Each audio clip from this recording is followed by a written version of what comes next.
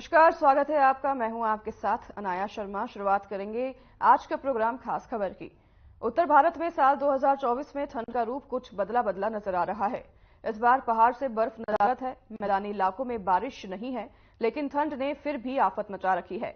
इस बार उत्तर भारत के मैदानी इलाकों में भीषण शीतलहर का सितम जारी है। सड़कों से लगातार सूरज गायब है और शीतलहर और कोहरा अपने शबाब पर है। तो वहीं 7 से 8 जनवरी के दौरान थोड़ी राहत जरूर महसूस की गई, जो कि पश्चिमी विक्षोभ से प्रभावित थी। लेकिन 8 जनवरी के बाद फिर ठंड की वही स्थिति लौट आई है। स्काईमेट की रिपोर्ट के अनुसार पंजाब, हरियाणा और उत्तर भारत के अधिकांश हिस्सों में शीत दिवस के लेकर गंभीर शीत दिवस की स्थिति रही। साथ ही उत्तरी मध्य प्रदेश के कुछ हिस्सों में भी कोल्ड डे की स्थिति रही। राजस्थान के अलग अलग हिस्सों में भी शीतलहर जैसे से लेकर गंभीर शीतलहर की स्थिति उत्पन्न हुई। इसके अलावा उत्तराखंड से एक दो स्थानों पर ग्राउंड फ्रॉस्ट की स्थिति उत्पन्न हुई और पूर्वी उत्तर प्रदेश और बिहार के कुछ हिस्सों में घना से बहुत घना कोहरा छाया रहा। पंजाब और त्रिपुरा के कुछ हिस्सों में भी घना कोहरा देखने को मिला। वहीं ओडिशा में छुटपुट हल्की से माध्यम बारिश हुई और उसके अलावा छत्तीसगढ़, दक्षिणी केरल, सिक्किम, असम और लक्षद्वीप के कुछ हिस्सों में भी हल्की बारिश हुई। वहीं दिल्ली एनसीआर में भी हाड़ कपा देने वाली ठंड का कहर जारी रहा। शीतलहरी और कोहरे की डबल अटैक से आम जनजीवन प्रभावित है। वहीं ट्रेनों और फ्लाइट्स की रफ्तार पर भी ब्रेक लग गई है। भारतीय मौसम विभाग ओएमडी के अनुसार आगे भी शीतलहर और कोल्ड डे की स्थिति यूं ही बनी रहेगी।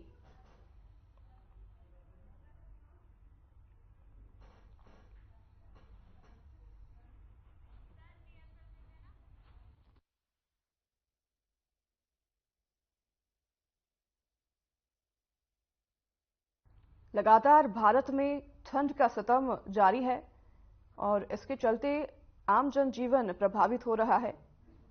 आपको बता दें कि पश्चिमी विक्षोभ से प्रभावित होकर ये ठंड की लहर उत्तर भारत में खासकर देखी जा रही है, जहां लगातार ठंड रुकने का नाम नहीं ले रहा है और कोहरा बढ़ता जा रहा है। इसी पर हमारे सहयोगी जगदीश प्रजापति हमारे साथ कालावली से जुड़ गए हैं। जगदीश, ठंड लगातार बढ़ता जा रहा है, कोहरे का जो है कहर भी देखा जा रहा है, जिसके कारण जनजीवन जो है प्रभावित हो रहा है। फिर बात करें हम आम इंसानों की, जानवरों की, सभी की अगर बात करें तो ठंड की वजह से खासा परेशानी का सामना लोगों को करना पड़ रहा है। कालावाली में क्या स्थिति बनी हुई है ठंड को लेकर? जी बिल्कुल, अगर कालावाली में बात करें तो आज सुबह जो मौसम टेम्परेचर की बात की जाए तो 5 से 6 डिग्री था। हाल ही की बात करें तो 8 डिग्री टेम्परेचर अभी भी बना हुआ है, जबकि 11 सवा 11 बज चुके हैं। लेकिन अगर कोहरे की बात करें तो कोहरे की चादर इतनी छाई हुई कि 2 से 3 किलोमीटर तक कुछ भी दिखाई नहीं देता है। वाहन है जो सड़कों पर रेंगते नजर आ रहे हैं। वहीं आज एक बात की देखने को मिली कि स्कूलों की छुट्टियां जो है कैंसिल, स्कूल खुल चुके हैं, उसको लेकर अभिभावकों की ओर से जरूर मांग उठाई जा रही है कि जो 5वीं तक के बच्चे हैं उनकी छुट्टियां सरकार को बढ़ानी चाहिए, क्योंकि जो टेम्परेचर है पहले से भी कहीं नीचे आता जा रहा है, सर्दी बढ़ती जा रही है। तो सरकार को ध्यान देने की जरूरत है। अगर बात की जाए किसानों की, तो किसान इस बात को लेकर खुश है कि कोहरा जैसे जैसे बढ़ रहा है तो उनकी गेहूं की फसल अच्छी होगी। लेकिन अगर आलू की फसल की बात की जाए या चना की फसल की बात की जाए या अन्य सब्जियों की बात की जाए तो कहीं ना कहीं जो पाला जो पड़ रहा है उसको लेकर सब्जियां नष्ट होती नजर आ रही है। कहीं ना कहीं उनका नुकसान जो है किसानों का होता नजर आ रहा है। बाजारों में भी यह चर्चा है। अगर सूत्रों की बात करें तो आने वाले दिनों में सब्जी के भाव जो है भाव में काफी उछाल आने की संभावना है, क्योंकि सब्जियां जो है मौसम के कारण खराब हो चुकी है। जगदीश, यातायात पर काफी असर पड़ता है, जैसे कि कोहरा बढ़ जाता है। अब दिल्ली में भी इंटरनेशनल एयरपोर्ट पर भी काफी उड़ानें रद्द हुई है, काफी ट्रेनें लेट चल रही है। इसी वजह से कालावाली में क्या असर पड़ रहा है यातायात को लेकर? अगर यातायात की बात करें तो ट्रेनें जरूर लेट आती है कि लेट हो जाती है। अगर बसों की बात करें तो बसें काफी लेट जाती है। जो स्कूल जाने वाले छात्र छात्राएं हैं या अन्य जो यात्री हैं उनको जो सर्दी में बस स्टैंड या रेलवे स्टेशन पर ही रुकना पड़ता है। कहीं ना कहीं काफी प्रभाव है जो यातायात पर देखा जा रहा है। अगर नेशनल हाईवे की बात करें तो हम नेशनल हाईवे पर भी देखा जा रहा है कि आए दिन जो कोहरे के कारण विजिबिलिटी इतनी कम है कि कुछ दिखाई नहीं देता। आए दिन कोई ना कोई एक्सीडेंट जरूर होता है और उसको लेकर कहीं ना कहीं प्रशासन को इस और ध्यान देने की जरूरत है। और प्रशासन, अगर रोड सेफ्टी डिपार्टमेंट की बात करें तो उनकी ओर से स्ट्रीट लाइटों का जो है प्रबंध रोडों पर करना चाहिए और जो सफेद पट्टी या पीली पट्टी का प्रयोग है उनको करना चाहिए। और छोटे अगर लोकल रोडों की बात करें जो गाँव को जाते हैं, गाँव देहात को जाते हैं, तो उन रोडों पर जो है पट्टियों का प्रयोग करना चाहिए। उन रोडों के किनारे जो झाड़ियां लगी हुई है उनको भी लंबे समय से जो है सगाई करने की जो मांग है लोगों की उठाई जा रही थी, लेकिन प्रशासन तो इस ओर ध्यान देने की जरूरत है। जी अनाया,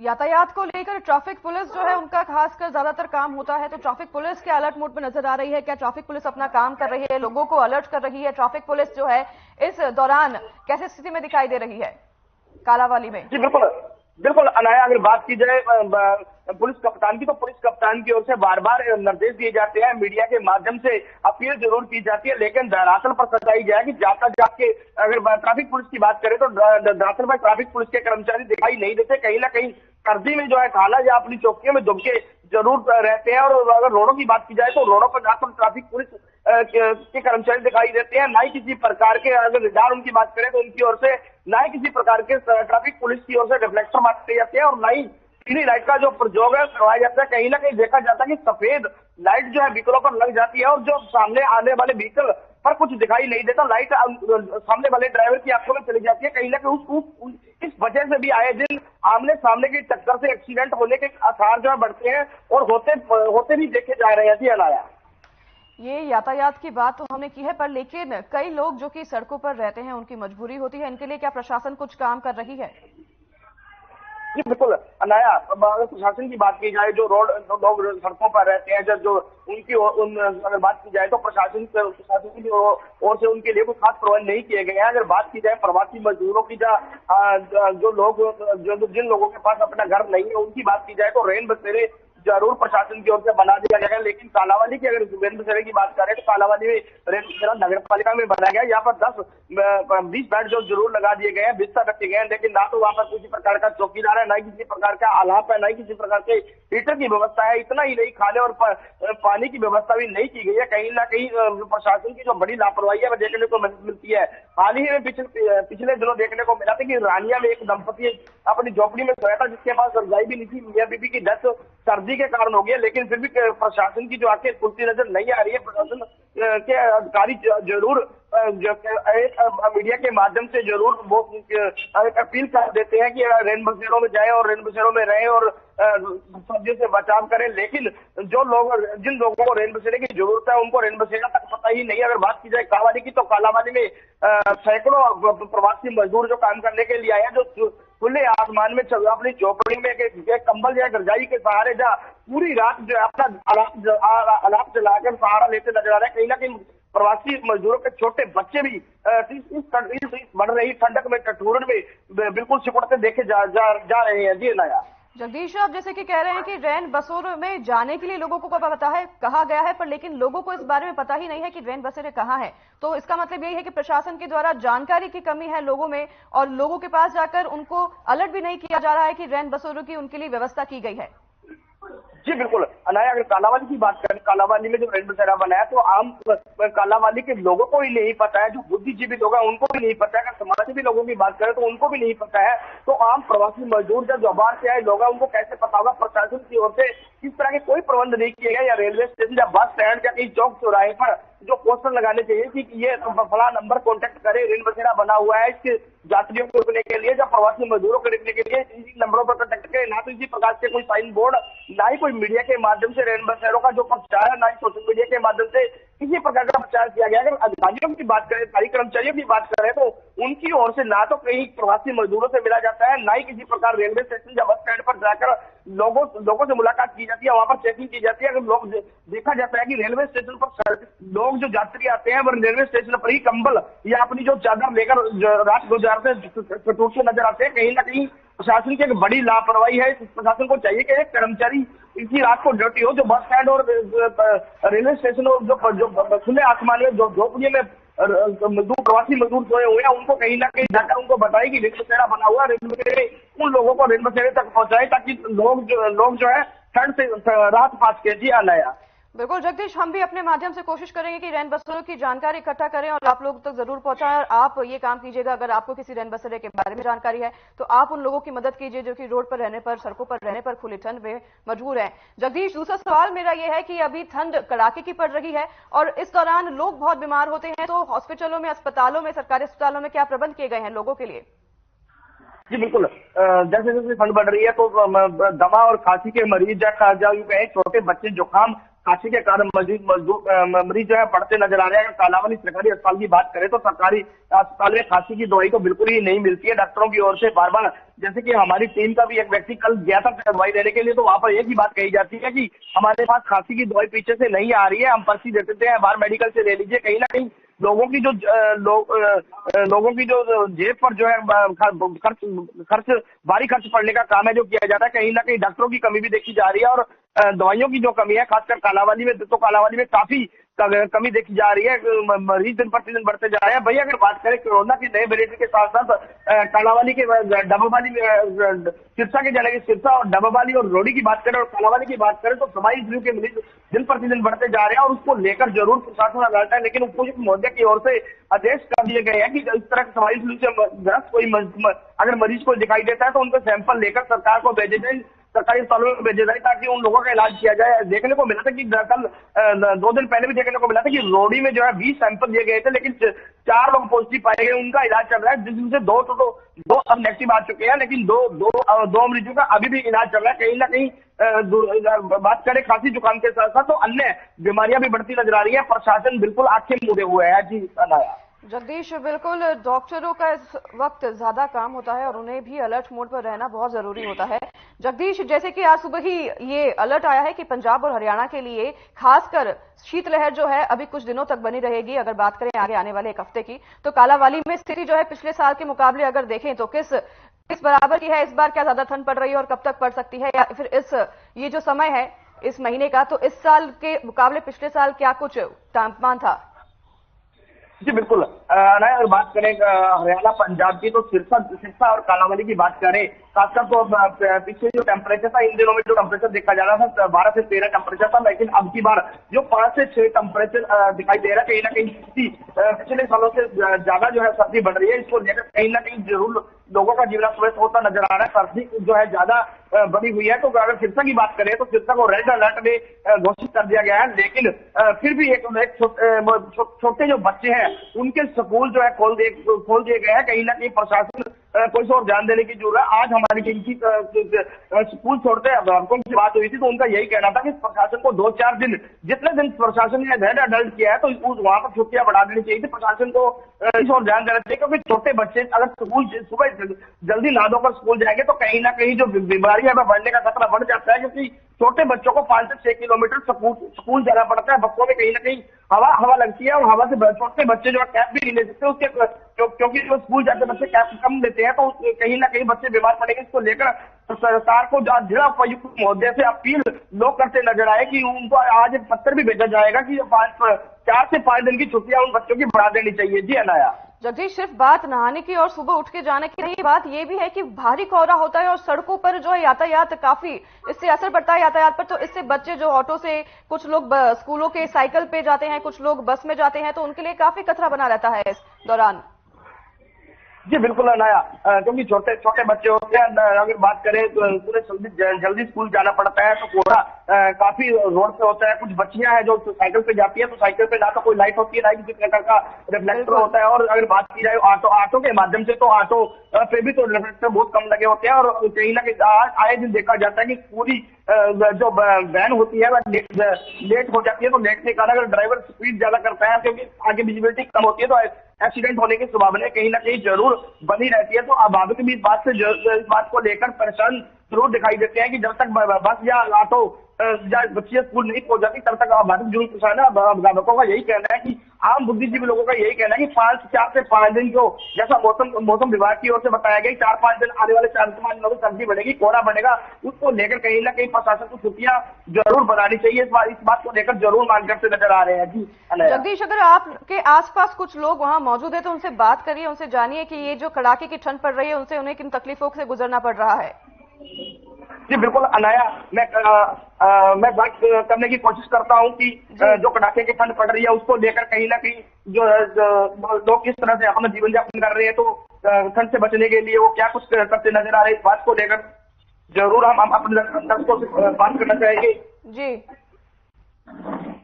जैसा कि हमारे सहयोगी ने बताया कि कड़ाके की ठंड पड़ रही है, जैसा कड़ाके की ठंड पड़ रही है तो इससे बचने के लिए आप क्या कुछ कर रहे हैं? के बचने के लिए भैया जलाते हैं, दिन में सारा दिन हम आके बैठे रहते हैं। सर्दी बहुत ज्यादा है, धूप निकल नहीं रही है, रोजमर्रा के कामों की बहुत दिक्कत हो रही है, कहीं आना जाना कभी परेशानी है, इसलिए अब तो सवेरे दिन पर आना चाहिए। मौसम विभाग की ओर से अलर्ट जारी कर दिया गया है, शिक्षक और रेड अलर्ट में घोषित कर दिया गया है। सरकार की ओर से जो स्कूल खोल दिए गए हैं, कहीं ना कहीं आज सुबह की बात करें तो कोहरा घना छाया होता है, छोटे बच्चे स्कूल जाते हैं, तो उसको लेकर आप क्या मांग करना चाहेंगे और क्या सुझाव देना चाहेंगे? अभी और छुट्टियां करनी चाहिए सरकार को, इतनी ज्यादा बंद के अंदर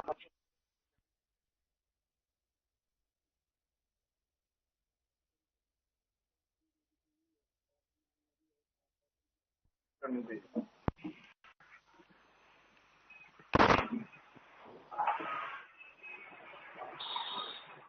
बिल्कुल जगदीश, जैसा कि बता रहे हैं ये कि बहुत ठंड पड़ रही है और उसके चलते उनको काफी परेशानियों का सामना करना पड़ रहा है। खासकर बात बच्चों की आती है कि बच्चों को जब सुबह उठकर स्कूल जाना पड़ता है तो उनके लिए कोई प्रबंध किए गए हैं या नहीं किए गए हैं, लेकिन अभी एक हफ्ते का अलर्ट जो जारी किया गया है मौसम विभाग के अनुसार, तो इस एक हफ्ते के लिए लोगों की खासकर मांग है कि बच्चों की स्कूल की छुट्टी दी जाए। जगदीश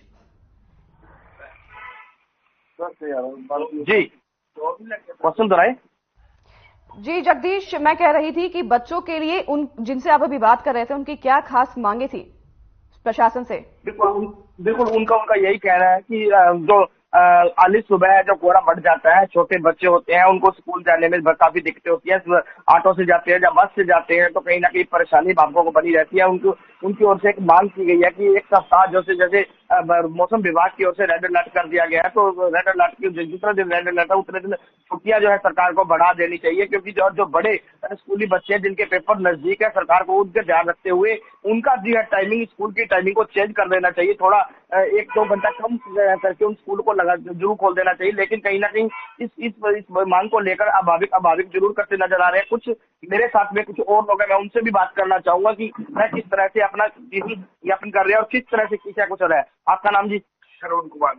किस तरह से जितनी कोहरा बढ़ रहा है, आए दिन कोहरा दिख रहा है, सर्दी बढ़ रही है, तो इसको लेकर आप क्या कहना चाहेंगे?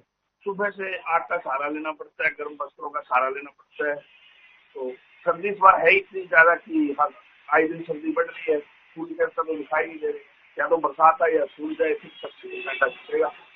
सरकार की ओर से स्कूल खोल दिए गए हैं, छोटे बच्चों को सुबह जाना पड़ता है। कोहरा आप देख रहे हैं कि 2 से 3 मीटर की दूरी पर कुछ दिखाई नहीं देता, लेकिन कोहरे की वजह से अगर बस से जाती है या ऑटो से जाते हैं, कुछ छोटी बच्चियां साइकिल लेकर जाती है, तो सरकार से आप क्या मांग करना चाहेंगे? और स्कूल फिलहाल 5वीं तक सरकार को स्कूल बंद नहीं करने चाहिए, क्योंकि इतनी ज्यादा सर्दी है, छोटे बच्चों को बहुत दिक्कत होती है। और दूसरी तरफ बात कर ले कोहरे में स्कूल की वैन है, ऑटो है, रिक्शा है, तो उनको भी रास्ता दिखाई नहीं देता, तो कहीं ना कहीं दुर्घटना होने का डर बना रहता है। सरकार को 5 तक छुट्टियां बढ़ा देनी चाहिए। कोरोना के समय 2 साल स्कूल बंद रहे, क्या शिक्षा नहीं हुई? ऑनलाइन शिक्षा कब होगी? क्या वो हो जाएगी? क्या दिक्कत है? पता नहीं सरकार है स्कूल नहीं दे रही है, छोटे बच्चों को हो रही है। अनाया देखा आपने, हमारे जो साथ अभिभावक जुड़ते हैं उनका कहना था कि कोरोना काल के समय भी अगर ऑनलाइन पढ़ाई हो सकती थी तो इन 5-4 दिनों में भी तो जो है ऑनलाइन पढ़ाई हो सकती है। कहीं ना कहीं सरकार को इस ओर ध्यान देकर 4 से 5 दिन जो मौसम विभाग की ओर से कहा गया है, अलर्ट जारी किया गया है, तो इतने दिन छुट्टियां बढ़ाने की मांग उनकी ओर से की जा रही है। जी बिल्कुल जगदीश, उनसे एक और सवाल करिए कि वो क्या काम करते हैं और वो किस तरह से किस यातायात का इस्तेमाल करके आगे इधर ट्रैवल करते हैं, और उनको क्या कुछ सुविधाएं जो है प्रशासन दे रही है, अगर नहीं दे रही है तो उनकी क्या कुछ मांगे हैं प्रशासन से? आप क्या काम करते हैं और किस व्हीकल का प्रयोग करते हैं? अगर व्हीकल का प्रयोग करते हैं तो सरकार की ओर से क्या सुविधाएं आपको दी जा रही है? क्योंकि मौसम में इतना कोहरा बना हुआ है, इसको लेकर प्रशासन की ओर से क्या सुविधाएं दी गई है? व्हीकल की बात करें तो ज्यादातर तो कार ही होती है, लेकिन आजकल जो मौसम होता है उसकी वजह से कार चलाना भी बहुत मुश्किल है। अच्छा तो आदमी पैदल जाकर के अपना काम कर ले, क्योंकि धुंध के अंदर फिजिकल की मजबूती नहीं है, एक्सीडेंट का खतरा रहता है, और पैदल जाकर ही हम तो भैया अपना काम करते हैं। अगर प्रशासन की बात की जाए तो प्रशासन की ओर से क्या सुविधा मिल गई? प्रशासन की ओर से तो कोई सुविधा नहीं है सर्दी के अंदर। इनका कहना है कि ये कार का यूज करते हैं, लेकिन इन दिनों में कार चलाना बड़ा मुश्किल है, तो शहर में लोकल पैदल चलकर ही कार चलाते हैं। अगर प्रशासन की बात की जाए तो प्रशासन की ओर से उन्हें खास प्रबंध नहीं किए गए हैं, कोई खास सुविधाएं नहीं दी गई है। आप क्या काम करते हैं जी? मैं दुकानदार हूँ।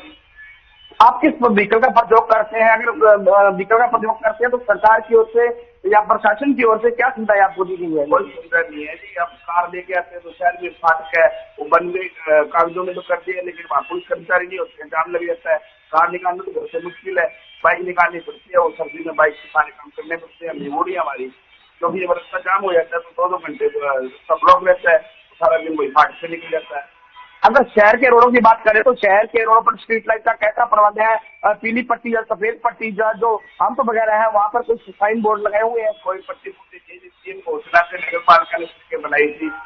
अब 3 साल की गारंटी बता रहे थे, लेकिन वो सड़कों में गड्ढे इतने हैं कि अब ये नहीं पता लगता कि गड्ढे हैं, सड़क है, कोई रिपेयर नहीं कर रहे। हालांकि लिखित रूप में भी एसडीएम महोदय और नगर पालिका उसके बारे में सूचित कर दिया गया लोगों की ओर से, कोई पट्टी पुट्टी नहीं लगी हुई है। देखा नया हमारे जो साथ जुड़े थे इनका कहना है कि कालावाली की अगर बात करें तो कालावाली के लोकल शहर में ना तो पीली पट्टी ना सफेद पट्टी का प्रयोग किया गया है। मुख्यमंत्री जी की घोषणा से जरूर बनी थी 3 साल की जो गारंटी ठेकेदार की थी, लेकिन कहीं ना कहीं गड्ढे सड़क में बन चुके हैं। उनका कहना है कि गड्ढों में सड़क है या सड़क में गड्ढा है यह पता नहीं चलता। जब पुलिस ट्रैफिक की बात की जाए तो जरूर बंदे के साइन बोर्ड लगा दिया जाएगा, ना तो कोई ट्रैफिक कर्मचारी का पुलिस कर्मचारी वहाँ खड़ा होता है, ना ही किसी प्रकार के लोगों को जो गाइडलाइन है वह दी जाती है। कहीं ना कहीं आए दिन जो रेलवे फाटक की बात करें तो वहाँ पर आए दिन एक्सीडेंट है देखने को मिलता है, और लोग आपस में तू मैं पर उतरते दिखाई देते हैं। कहीं ना कहीं लोगों को जाम लग जाता है, उसके कारण काफी परेशानियों का सामना करना पड़ता है। बिल्कुल जगदीश, काफी खबरें आती हैं सामने जब ये कोहरा बढ़ जाता है, लोगों को यातायात में काफी परेशानियां होती हैं, और इस दौरान सरकार और प्रशासन जो है उनका काम खासा बढ़ जाता है और उनको अलर्ट पर होना काफी जरूरी है, क्योंकि लोग जो है यातायात कर रहे हैं, जो वाहन चालक है उनके लिए खासा परेशानी की दिक्कत होती है और एक्सीडेंट का खतरा भी बढ़ जाता है। इसी दौरान बच्चों को जो स्कूल जाते हैं, जो यातायात सफर करते हैं, यातायात का इस्तेमाल करते हैं बस से या फिर साइकिल से, उनके लिए भी सरकार को प्रशासन को अलर्ट पे आना बहुत जरूरी है। और जैसा कि हमारे सहयोगी ने बताया कि किसी भी तरह के कोई भी रैन बसेरों को बारे में अभी तक लोगों को बताया नहीं गया है, किसी भी रैन बसेरों के बारे में जानकारी नहीं दी गई लोगों को, तो इस बारे में भी लोगों तक जानकारी पहुंचानी बहुत जरूरी है। लोग जो हैं अलाव का सहारा लेते नजर आ रहे हैं, लोग जो हैं बेहद ठंड से परेशान हैं, लोगों को इस बढ़ती ठंड से, इस बढ़ते कोहरे से, इस कहर से गुजरना पड़ रहा है, और इसी बीच प्रशासन जो है वो धीमी नजर आती दिखाई दे रही है। हरियाणा की बात करें, चंडीगढ़ की अगर हम बात करें, 1 हफ्ते के लिए अलर्ट जारी कर दिया गया है। इसी बीच हमारे सहयोगी रमेश ढाका फतेहाबाद से जुड़ गए हैं, उनके पास चलते हैं। फतेहाबाद में रमेश, क्या कुछ स्थिति बनी हुई है इस कोहरे को लेकर? अभी आने वाले 1 हफ्ते के लिए जो है मौसम विभाग ने अलर्ट जारी कर दिया है चंडीगढ़, पंजाब और हरियाणा के लिए।